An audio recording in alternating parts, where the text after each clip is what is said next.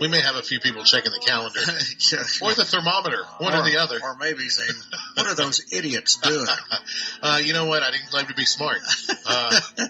It is exactly what you think it is. You're hearing White Christmas here on May 29th.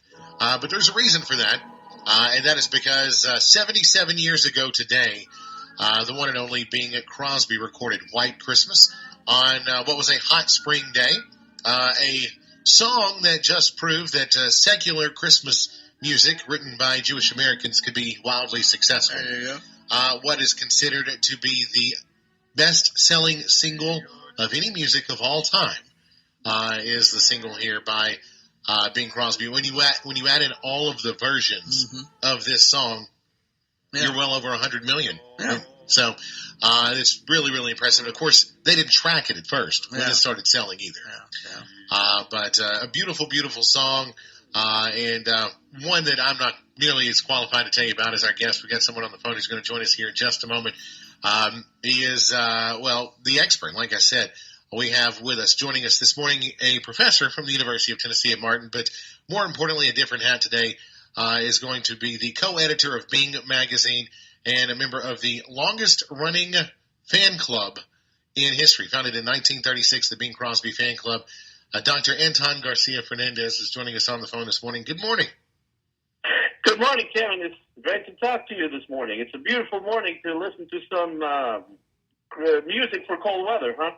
It's perfect. You just sit inside and turn the thermostat down low. I guess that's something you have to do when you start doing Christmas songs in May, but when it's Bing Crosby, you can listen to it almost any time, right? Absolutely, and he recorded this song on a spring day, and you have to think that most of the Christmas recordings, are actually done in May or June or July, so they are ready for the Christmas season, the actual recording sessions. And so, Bing Crosby recorded a lot of Christmas music. In fact, that's one of the reasons why he is well known these days. Even though, his career spanned many decades and many musical styles, jazz and country and Hawaiian and Irish, any kind of music that was basically ever written, Bing Crosby recorded. And White Christmas was by far his biggest hit, although, he recorded it for a movie called Holiday Inn that's not as well known as the later movie White Christmas from 1954 that also featured the two. And one of the things about it is when the movie was first released, it wasn't even the most popular song from the movie. No, actually, Irving Berlin, as you said, he was an immigrant in the United States. He actually also would go on to write not only White Christmas, but other really popular songs for movies by Fred Astaire and Ginger Rogers. He also wrote God Bless America, which at one point was in the running for the national anthem, although, of course, it did not win that race. That movie, Holiday Inn, was not about Christmas. It was about all the different holidays that exist in the United States, and other songs like Let's Start the New Year Right or Be Careful, It's My Heart were songs that were more popular from that movie. But little by little, because you have to think that we're talking about the years of World War II, a song about home, a song about Christmas really resonated with all the folks fighting in Europe. They heard that song, they heard Bing Crosby's voice, and they thought of back home or of the time when they would be able to be back. Some of them, unfortunately, never made it back. But, of course, that was the big selling point for that song, and the beautiful baritone voice of Bing Crosby was perfect for it. Yeah, well, I think one of the things that made this so wildly successful, too, is the fact that it was played shortly after the attack on Pearl Harbor on the radio, and it was immensely popular, and suddenly there was a huge request for this song.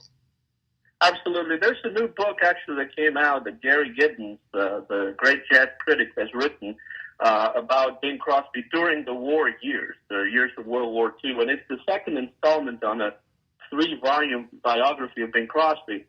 And it talks about how important Bing Crosby was in the war effort back in those days, selling bonds, doing USO tours, singing in Europe for the troops. So Bing Crosby was important, not only as a singer, not only as a businessman, but he was also a big morale booster in those years of World War II. If you think of the song White Christmas, I don't know if I've ever told you this, but I've always wondered, when I first heard the song, why is Bing Crosby dreaming of a white Christmas? If it's Christmas, why is he dreaming of a white Christmas? Right? It's kind of strange that it starts by saying, I'm dreaming of a white Christmas just like the ones I used to know. Why is that? Well, the reason for that is that the song began with what used to be known as the verse, which was an introduction to the song. And what we know as White Christmas is actually the chorus of the song. And in the verse, which is the introduction to the song, the singer supposedly is in L.A. on a hot summer day, and he is dreaming of a white Christmas just like the ones he used to know. That's the reason why the song starts like that, which is quite interesting because it doesn't actually make a lot of sense that you're singing a song at Christmas about dreaming of Christmas when it's Christmas. Well, originally in the song, because of the verse, because of the introduction, it wasn't Christmas. It was a hot summer or spring day like today. Dr. Anton Garcia-Fernandez, who is Bing Crosby enthusiast extraordinaire, co-editor of Bing Magazine, and that is published by the Bing Crosby fan club, and also professor here at UT Martin. Verse you're referring to there, the sun is shining, the grass is green, the orange and palm trees sway. There's never been such a day in Beverly Hills, L.A., but it's December 24th, and I'm longing to be up north. And then, of course, they go into I'm dreaming of a white Christmas. Yes, back in those days, in the 20s, 30s, 40s, songwriters crafted songs very carefully. People like Cole Porter, George Gershwin, and Ira Gershwin's brother, Jerome Kern, and, of course, the great man that we're talking about, Irving Berlin, today. And so they always, or usually, they had an introduction to every song, and that was called the verse. But what became really popular in songs in those days was the chorus. A little bit like now, a lot of people sing the chorus of a song, not necessarily the beginning of the song. And so a lot of the singers, Bing Crosby in this case, just did away with the verse, and they wouldn't sing the verse. They would go directly into the chorus, and that's what would make the song popular. And this is the case also with White Christmas. And there was an interview done with Howard Crosby, who was Bing Crosby's nephew. He says, I once asked Uncle Bing about the most difficult thing he ever had to do during his entertainment career. He said in December 1944, he was in a USO show with Bob Hope and the Andrews Sisters. They did an outdoor show in northern France, and he had to stand there and sing White Christmas with 100,000 GIs in tears without breaking down himself. And, of course, a lot of those boys were killed in the Battle of the Bulge a few days later.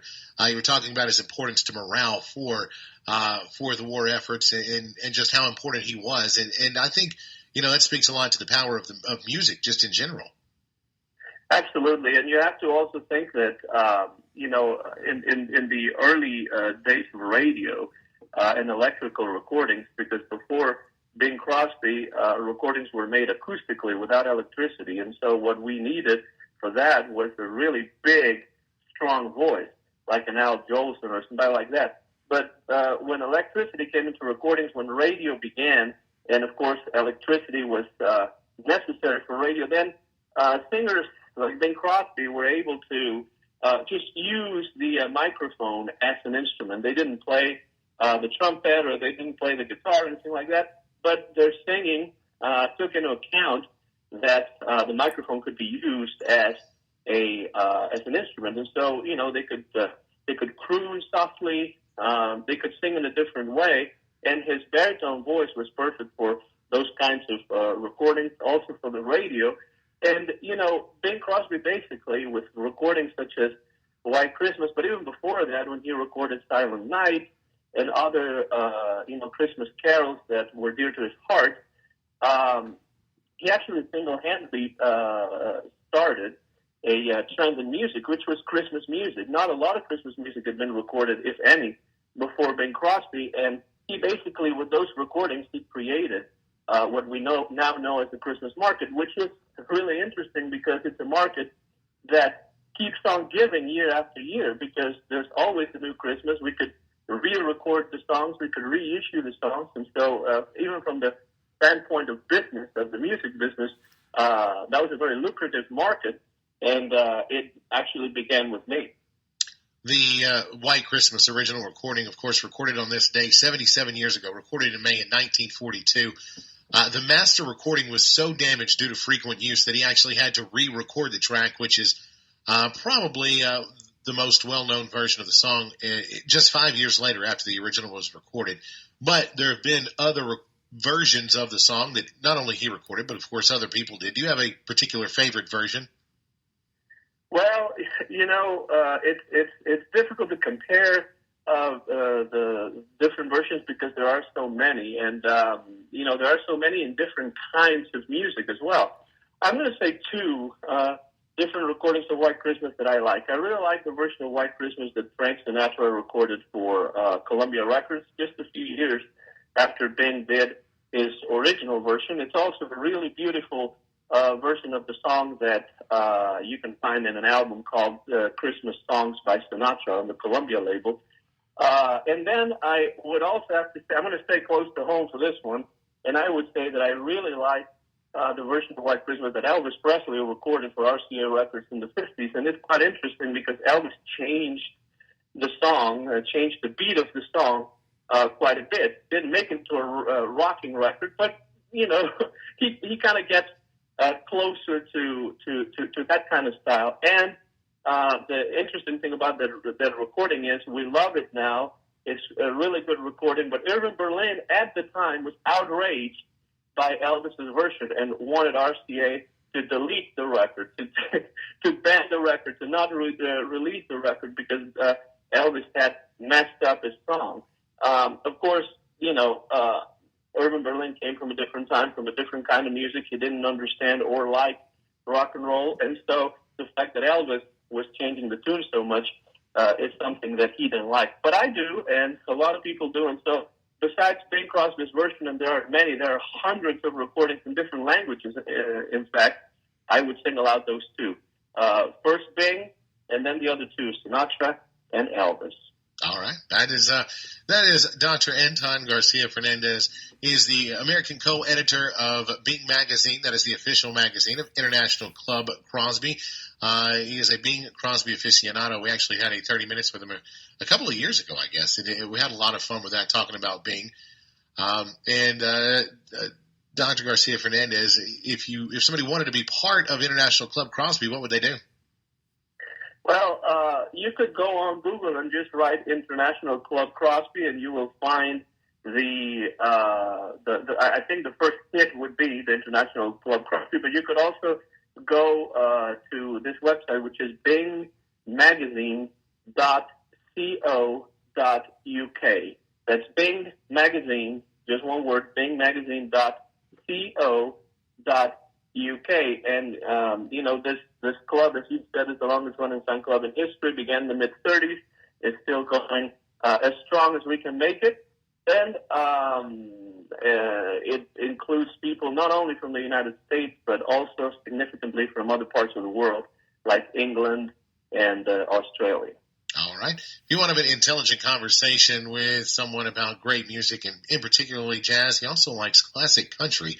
You need to look up Dr. Anton Garcia-Fernandez. He knows it all. And you have a lot of fun. And it's good catching up with you. I'm sorry it's been so long. I know it's been a crazy year and crazy semester. I guess since school is out and I've got you on the phone, what you have summer plans, or do you have summer classes you got to teach? This summer I'm not going to be teaching any classes, and so the plan is to simply work on some projects that have to do with my research. I also actually have to write an article for the upcoming issue of Bing Magazine. But besides that, I'm going to be doing some research on Spanish literature and British literature, and just spending some time with my wife, Erin, and my 6-year-old daughter, Libby, who's really growing very quickly and always demands attention. It's a pleasure to spend some time with her, too. Well, I always enjoyed it when she graded my papers, I'll say that.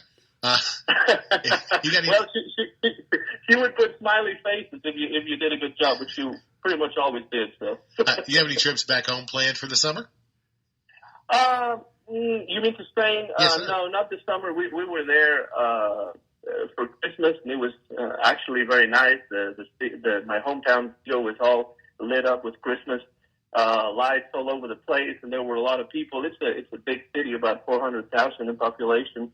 And, you know, I got to visit with my parents and my 91-year-old grandmother and my sister. But you know how expensive those plane tickets are, so going twice in a year is difficult, so we'll probably wait until next summer. So, but I'm expecting my parents anytime